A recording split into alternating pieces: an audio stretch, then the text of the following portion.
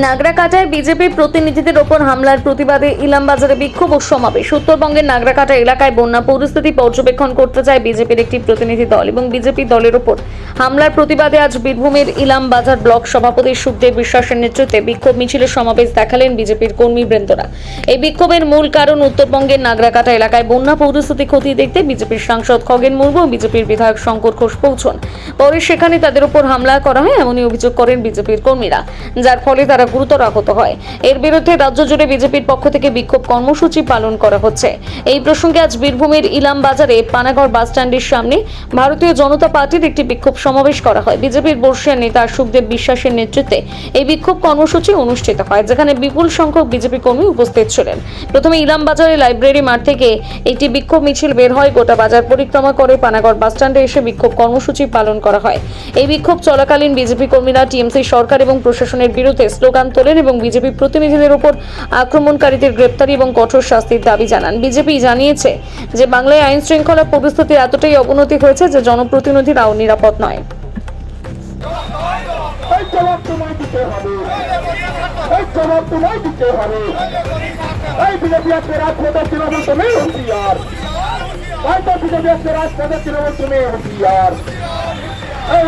সংসদ ভবনের উপর আক্রমণ করা হলো কেন তৃণমূল তুমি জবাব দাও? এই সংসদের উপর আক্রমণ হলো কেন তৃণমূল তুমি জবাব দাও? আরে সেই দাবিতে বিজেপির 5 থেকে 10টা ভোট পায় গোটা এলাকায়, তাহলে একটা বুথে শতকরা আপনাদের ভোট নেই, 0.08% ভোট। তা সেইখানে আপনারা গেছেন, আজকে বলতে নেই সেখানে যে আপনি পার্টি ভাঙচুর দেখতে গেছেন, সেখানে কেক খাওয়াখানি চলছে। আপনাদের সঞ্চাতুরি মানুষ ধরে নিয়েছে, পশ্চিমবাংলা মানুষ জানে এই দিদি সরকার একমাত্র প্রশাসনের জোরে টিকে আছে। সেই দিকে প্রশাসন সব সাহস করে নিজের কর্তব্য পালন করবে, সেদিকে তৃণমূলের এক নেতা ঘর থেকে বেরোতে পারবে না, এটুকু বলে দিতে পারি। পশ্চিমবাংলার যে অবস্থা, যে জঙ্গলরাজ তৈরি করেছেন, ভাবছেন এইভাবে আপনাদের দিন যাবে। বন্ধু মনে রাখবেন, 1 মাসে শীত চায় না, শীত মারধর করে সন্ত্রাস করে আজকে যারা ভাবছেন বিজেপিকে দমিয়ে দেবো, মনে রাখবেন এই মাসে সপ্তাহ থেকে এসা শুরু হচ্ছে। 1.5 কোটি মানুষের নাম বাঁচাবে। আজকে যে চুরি করে যে সরকার 2011 সাল থেকে পশ্চিমবাংলার টিকে আছে, সেটা মনে রাখবেন 2026 সরকার থাকবে না। আজকে যারা ভাবছেন খুন সন্ত্রাস করে তৃণমূলে চলে আজকে আপনারা বেঁচে যাবেন, মনে রাখবেন বন্ধু, ভারতীয় জনতা পার্টি পাতাল থেকে কুড়িয়ে নিয়ে এসে আপনাদেরকে শাস্তি দেওয়ার ব্যবস্থা করা হবে। আপনারা জানেন কিভাবে 2021 সালে এই গোপালনগর গ্রামে একটা মার্ডার করা হয়েছিল। এই মার্ডারে কাদের কাদের নাম সকলেই জানেন। আজ হয়তো আপনি বেল পেয়েছেন, আজকে হয়তো ঘুরে বেড়াচ্ছেন। বিজেপি ক্ষমতায় যেদিকে আসবে টানতে টানতে নিয়ে যে লোকাবে পড়া হবে, কঠোরতম কঠোর শাস্তি দেওয়া হবে। আজকে যারা ভাবছেন বিজেপিকে সন্ত্রাস করে ভয় দেখিয়ে দবি রাখবো, ও মুর্গে স্বর্গে বাস করছেন। তাই সকল তৃণমূল বন্ধুদেরকে বলতে চাই, সাবধান হয়ে যান। দল করার অধিকার সবার আছে। আপনি আপনার মতন দল করবেন, ভারতীয় জনতা পার্টি তার মতন দল করবে। একটা সর্ববৃহৎ দল, সর্ববৃহৎ সংগঠন, তাকে আজকে আপনারা আঘাত করছেন, এদিন চলতে পারে না। তাই মনে রাখবেন, আজকে একটা ঢিল ছুড়বেন, কালকে 2টো ঢিল পাবেন। তাই সেই বুঝে চলুন, শান্তিভাবে চলুন, মানুষের পাশে থাকুন, সেবায় থাকুন।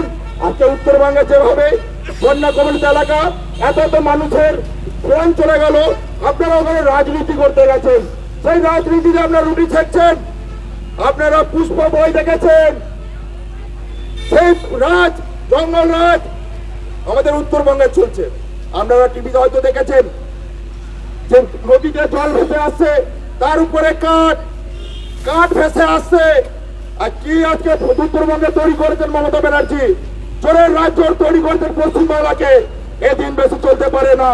তাই সকল সাধারণ মানুষকে বলবো, আপনারা একত্রিত হন, ভারতীয় জনতা পার্টিকে ভোট দেন। এই চোরের সরকারকে তাড়ান। সোনার বাংলা করতে চান, পশ্চিমবাংলায় ভারতীয় জনতা পার্টি ছত্রছায়ায় আসুন, সুফল পাবেন। আজকে মমতা কথায় কথায় বলে যে আমরা উত্তরপ্রদেশ, আমরা গুজরাট করতে দেবো না। এখানকার মানুষ সারা গুজরাটে যায় কাজ করে, তাদের কাছে শুনবেন যে গুজরাটের পরিস্থিতি আর আমাদের এখানকার পরিস্থিতি। যে সকল মুসলিম ভাইরা পৃথিবীকে বলেন গালাগালি করেন, কোন মুসলমান ভাই যদি গুজরাটে ঘুরে এসেছেন তাদেরকে জিজ্ঞেস করবেন যে গুজরাটে আমাদের এখানকার মুসলিম থেকে গুজরাটের মুসলিমরা ভালো আছে কিনা নেই। যদি বলে একটা মানুষ ভালো নেই, সেদিন থেকে রাজনীতি করা ছেড়ে দেবো। আজকে পশ্চিমবাংলায় কোনোদিন বিজেপি ক্ষমতায় ছিল না বন্ধু, কোনোদিন বিজেপি আসেনি। তারপরে ভারতীয় জনতা পার্টিকে গালারোপ করা হয়, দোষারোপ করা হয়। তাই আজকে একটা প্রশ্ন করতে চাই ইলামবাজার মুসলিম সমুদায় মানুষকে, যে বিজেপিকে একবার এনে দেখুন, বিজেপিকে একবার এনে দেখুন। অনেক তো দেখেছেন, 34 বছর সিপিএম দেখেছেন, 15 বছর আজকে তৃণমূলকে দেখছেন। আরে বন্ধু একবার বিজেপিকে দেখুন। আপনাদের পার্টি উন্নয়ন যদি না করতে পারে, ভারতীয় জনতা পার্টি ফেলে দেবেন, সরকার ফেলে দেবেন, আপনাদের হাতেই সব। তাই একবার বলবো সকল মুসলমান ভাইদেরকে যে একবার দেখুন, আজকে মমতা ব্যানার্জি যেভাবে আপনাদেরকে উস্কাচ্ছে, যেভাবে আপনাদেরকে ব্যবহার করছে, এই ব্যবহারে পা দেবেন না। ভবিষ্যৎ খারাপ। মমতা ব্যানার্জি জানে যে ভাইপো এবং পিসি দুজনের ছেলে ঢুকবে, কিন্তু আপনাদেরকে ব্যবহার করে আজকে মানুষকে মারধর করার জন্য আজকে তো আপনাদেরকে ব্যবহার করছে। কেন? আপনারা সকলে জানেন, সকলে অবগত আছেন যে উত্তরবঙ্গে যে ভয়াবহ বন্যা পরিস্থিতি তৈরি হয়েছে, সেখানে বিজেপির যে সেবা কাল চলছে, সেখানে আমাদের সাংসদ খগেন মুর্মু এবং বিধায়ক শঙ্কর ঘোষ ওখানে ত্রাণ নিয়ে গেছিলেন, যাতে দুস্থ মানুষ যারা মারা গেছেন, ক্ষতিগ্রস্ত আছেন, তাদেরকে চাল, ডাল, সবজি, বিভিন্ন রকম সরঞ্জাম তাদেরকে পৌঁছাতে গেছিল। কিন্তু আপনারা দেখেছেন তাদের উপর অকৃতিত্বভাবে কীভাবে তাদেরকে মেরে ফেলার যে ষড়যন্ত্র করেছিল তৃণমূল, কিছু সম্প্রদায়ের মানুষকে উস্কিয়ে দিয়ে, আপনারা সকলে অবগত আছেন। কিন্তু এই রাজনীতি বেশি দিন চলতে পারে না। আজকে বিজেপি সকল মানুষের সাথে আছেন, সকলকে যাতে উন্নয়ন হয়, সার্বিক উন্নয়ন সকলের জন্য হয়, তার জন্য বিজেপি আজকে লড়াই করছে। তাই আজকে আমাদের যে কার্যক্রম ছিল বিক্ষোভ কর্মসূচি, বিশেষ করে উত্তরবঙ্গে যে মারধর করা হয়েছে আমাদের সাংসদকে, সেই উপলক্ষেই আজকে আমাদের এই বিক্ষোভ কর্মসূচি ছিল। আগামী দিন যারা আজকে ওখানে দোষী, তারা যদি সর্বোপরি যদি অ্যারেস্ট না হয়, তাহলে এর থেকে বৃহৎ আন্দোলন আমাদের রাজ্য জুড়ে হবে। এটা রাজ্য জুড়ে অলরেডি চলছে এবং এটা দেশ জুড়ে হবে। আমাদের দাবি, যারা দুস্থ মানুষ, সেখানে আমি থাকতে পারি, আপনিও থাকতে পারেন, সাধারণ মানুষ থাকতে পারে, তাদেরকে যেন সার্বিক উন্নয়ন হয়। তাদের যাতে যেসব জিনিসপত্র খোয়া গেছে, জলের বন্যায় ভেসে গেছে, ক্ষতিগ্রস্ত মানুষ, তারা যেন পুনরায় যেভাবে ছিল ঘরবাড়ি তৈরি করে তাদেরকে খাবার পৌঁছে দেওয়া, ওষুধ পৌঁছে দেওয়া, সেটা বিজেপি যেটা করছে সেটা যেন করতে পারে। এটা প্রশাসনকে বলবো আপনারা দাঁড়িয়ে থেকে যেন করানো হয়। আমার নাম সুখদেব বিশ্বাস, ভারতীয় জনতা পার্টি বোলপুর 1 নম্বর মণ্ডল সভাপতি।